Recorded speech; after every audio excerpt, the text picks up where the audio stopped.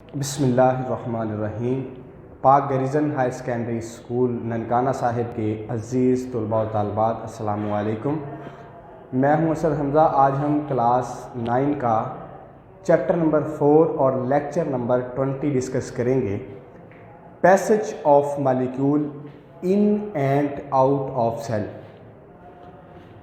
के जो सेल है उसके अंदर और बाहर से जो मालिक्यूल्स की मूवमेंट होती है वो किसके ज़रिए से होती है। तो सेल मेम्ब्रेन जो है ये मूवमेंट करवाते हैं मालिक्यूल्स की in and out of cell. Students, आपको पता है कि जो सेल मेम्ब्रेन है ये आउटर लेयर होती है एनिमल सेल और प्लांट सेल में। एनिमल सेल की जो आउटर लेयर है इसे बोला जाता है कि यह है सेल मेम्ब्रेन। तो जो सेल मेम्ब्रेन है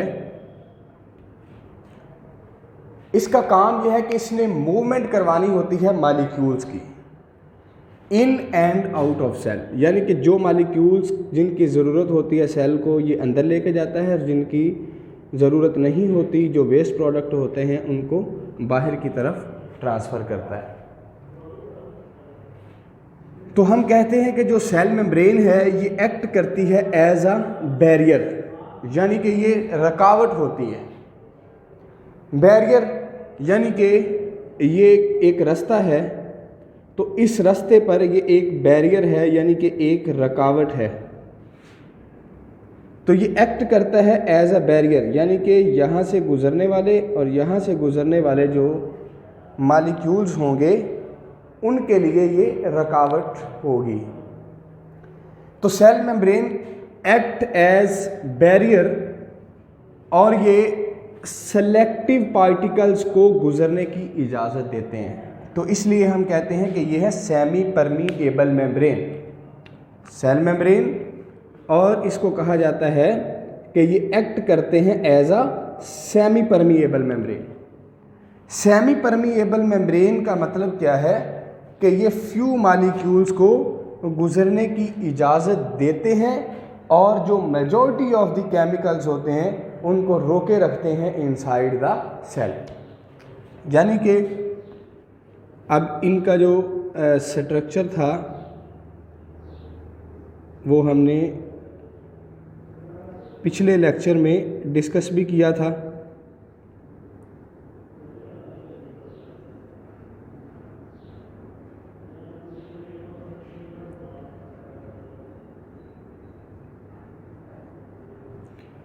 ठीक है, यहाँ से हमने ये जो पार्ट है इसको हम कहते हैं कि ये है सेल मेम्ब्रेन।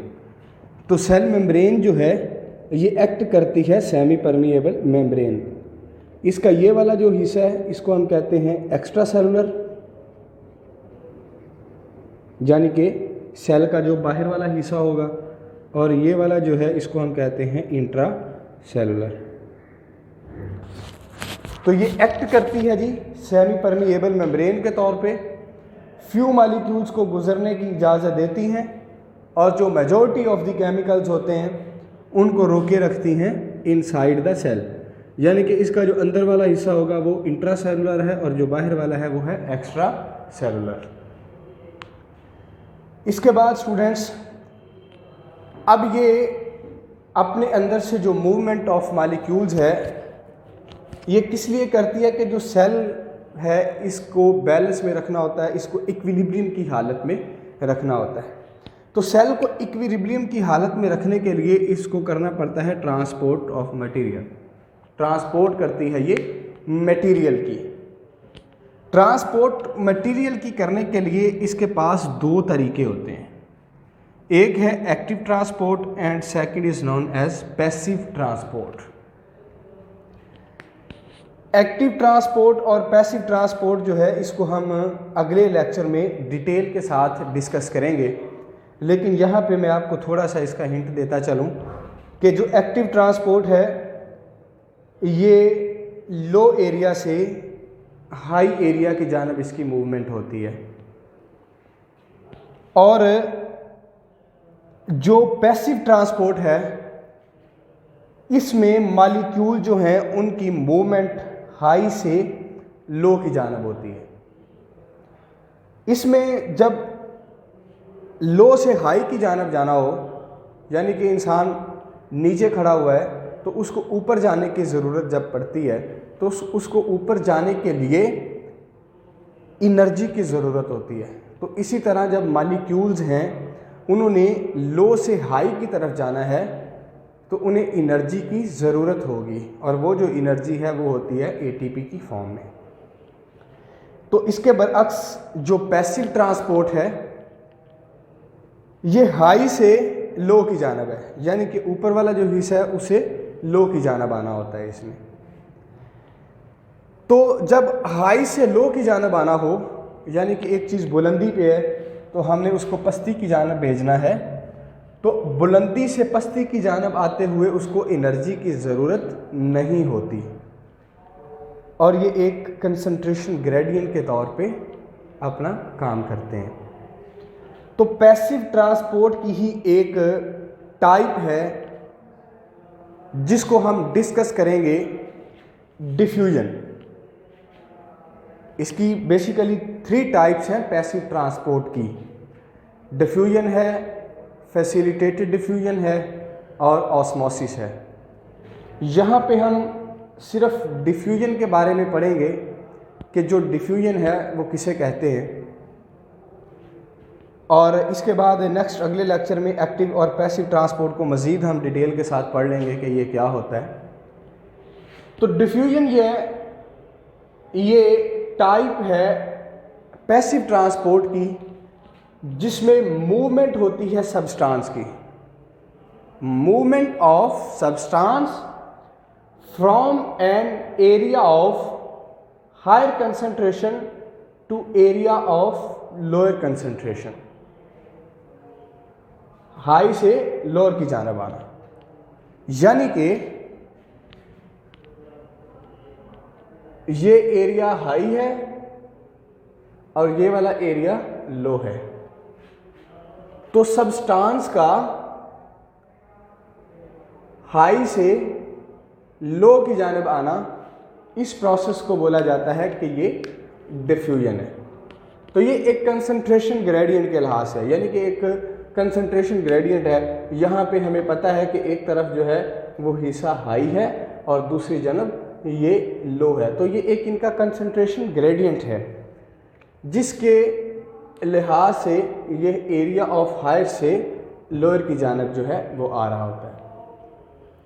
तो हम इसकी डिफाइन यूँ करते हैं कि मूवमेंट होती है सब्सटेंस की from an area of higher concentration to area of low concentration. अब हम बात करते हैं जी मज़ीद इसकी एक्सप्लेनेशन की, कि जो molecules of any substance solid, liquid और gas are in motion when that substance is 0 Kelvin or -273 degree Celsius. कि जो मॉलिक्यूल्स होते हैं ना सब्सटेंस के, चाहे वो सॉलिड फॉर्म के अंदर हो, चाहे वो लिक्विड फॉर्म के अंदर हो, चाहे वो गैस की फॉर्म के अंदर हो, तो जो सब मॉलिक्यूल ऑफ सब्सटेंस होते हैं ये मोशन की हालत में ही होते हैं, और ये 0 केल्विन या हम इसको कहते हैं -273 सेल्सियस तक है, कि इस हालत में भी ये जो पार्टिकल हैं, ये जो सब्सटेंस होते हैं ये मूवमेंट में ही होते हैं, ये हरकत कर रहे होते हैं, मोशन की हालत में होते हैं ये। तो majority of the molecule move from high to lower concentration, कि जो मेजॉरिटी होती है मॉलिक्यूल्स की उसने हमेशा हाई से लोअर की जानब ही जाना होता है। स्टूडेंट्स, हमें पता है कि अक्सर जो है वो जब पानी की ढलवान जो है वो जहाँ पे ज़्यादा होती है, जहाँ पे पानी ऊंचा होता है, तो पानी ने हमेशा हायर से लोअर की जानब ही आना होता है। मिसाल के तौर पे अगर हम बात करें घरों के अंदर टैंक्स लगे होते हैं जिनको हम टैंकियाँ भी कहते हैं, तो वो टैंक्स में ऊपर जो है वो पानी की मकदार जितनी भी हो, चाहे वो कम ही पानी की मकदार क्यों ना हो, लेकिन नीचे जो नल वगैरह लगे होते हैं ऊपर से नीचे की तरफ जो है वो पानी ने ही आना होता है। कभी ऐसा नहीं हुआ कि पानी जो है वो नीचे से जो है वो ऊपर की जानिब जाएगा।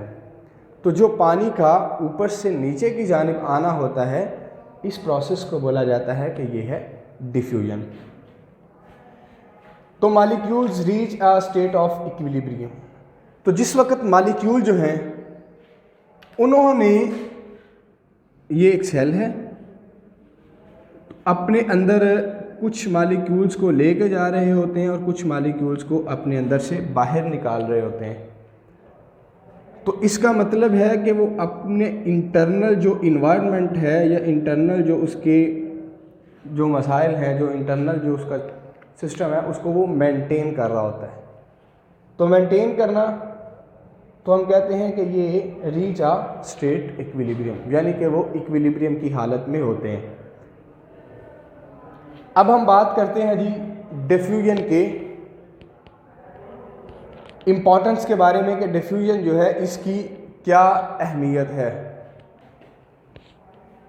Movement of substance within cell membrane, कि ये जो डिफ्यूजन का प्रोसेस है ये सेल मेम्ब्रेन के ज़रिए से जो सब्सटेंस होते हैं उनको सेल के अंदर लेके जा रहा होता है या सेल से बाहर भी लेके आ रहा होता है। तो ये इसकी फ़र्स्ट इम्पॉर्टेंस है। ताकि क्यों लेके जा रहा होता है, क्यों लेके आ रहा होता है, उसकी वजह यह है कि वो इंटरनल जो इक्विलिब्रियम, इंटरनल जो हालत होती है उसको मेंटेन करना होता है, इंटरनल कंडीशन को मेंटेन करना होता है। इसके अलावा कार्बन डाइऑक्साइड है, ऑक्सीजन है, ग्लूकोज है, ये भी सेल मेम्ब्रेन को अक्रॉस कर रही होती है बाय डिफ्यूजन। डिफ्यूजन के प्रोसेस के ज़रिए से ही ये सेल को अक्रॉस कर रही होती है।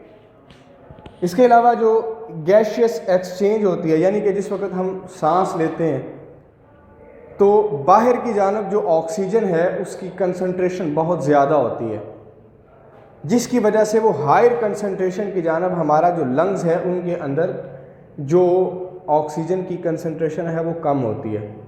तो वो बाहर से अंदर की जानब जाता है, तो हायर से हम कहते हैं कि वो लोअर की जानब जा रहा है। तो हायर से लोअर की जानब जाना ये प्रोसेस होता है डिफ्यूजन का। तो हम कहते हैं कि गैशियस जो एक्सचेंज होती हैं वो भी किस प्रोसेस के ज़रिए से हो रही होती हैं, डिफ्यूजन के प्रोसेस से ही होती हैं।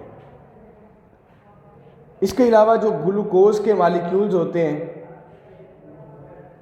उन्होंने भी मूवमेंट करनी होती है सेल के अंदर डिफ्यूजन के प्रोसेस के ज़रिए से ही, कि जो स्मॉल इंटेस्टाइन ल्यूमेन है इनटू ब्लड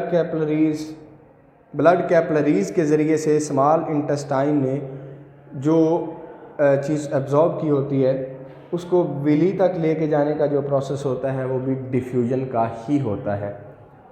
तो स्टूडेंट, ये था हमारा आज का लेक्चर जिसके अंदर हमने passage of molecule in and out of cell पढ़ा और साथ में इसकी एक टाइप जिसे हम कहते हैं जी डिफ्यूजन, ये भी हमने पढ़ी कि किस तरह से सेल जो है वो अपने अंदर से मटेरियल को बाहर निकालता है और किस तरह लेके जाता है और वो किस प्रोसेस के ज़रिए से अपने काम को सर अंजाम दे रहा होता है, वो भी हमने आप इस लेक्चर में देखा है।